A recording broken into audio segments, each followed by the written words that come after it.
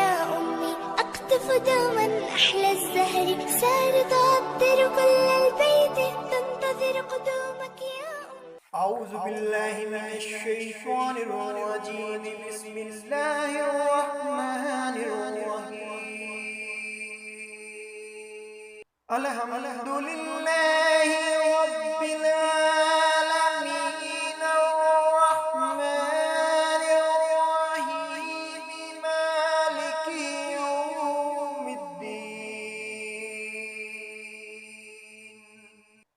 إياك نعبد وإياك نستعين.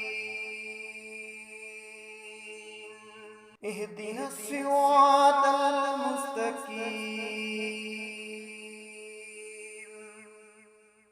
صراط الذين أنعمت عليهم غير المغضوب عليهم ولا الضالين.